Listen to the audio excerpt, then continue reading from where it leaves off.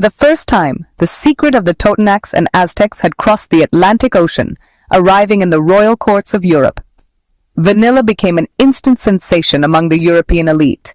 It was incredibly rare and expensive, a luxury that only the wealthiest nobles and royals could afford.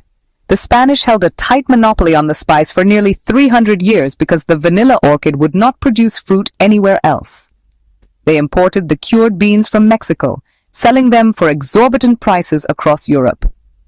Queen Elizabeth I of England was said to be obsessed with the flavor, and King Louis XIV of France was so enchanted that he tried to grow the orchid in his royal gardens. But all attempts to cultivate vanilla outside of its native Mexico failed. The plants would grow, but they never produced the precious pods.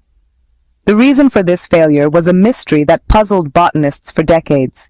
They transported the vines to botanical gardens in Paris and greenhouses in Belgium, but the result was always the same: beautiful flowers, but no vanilla beans. The missing piece of the puzzle, of course, was the tiny Melipona bee. Without its specific pollinator, the vanilla orchid was useless. The Europeans did not know about the bee's crucial role, and the secret of vanilla pollination remained locked away in the Mexican rainforest. This biological barrier ensured that Mexico remained the sole producer of vanilla, keeping the price astronomically high and making it one of the most sought-after spices in the world. The breakthrough finally came in 1841, not from a famous botanist, but from a 12-year-old boy named Edmond Albius. Edmond was an enslaved child living on the French island of Réunion in the Indian Ocean. He was working on a vanilla plantation where the orchids had been planted in yet another hopeful attempt to produce beans. With keen observation and cleverness, Edmond figured out how to pollinate the flowers by hand. Using a thin splinter of wood or a blade of grass, he carefully lifted the membrane inside the flower and transferred the pollen by hand. It was a simple, elegant solution to a problem that had stumped experts for centuries.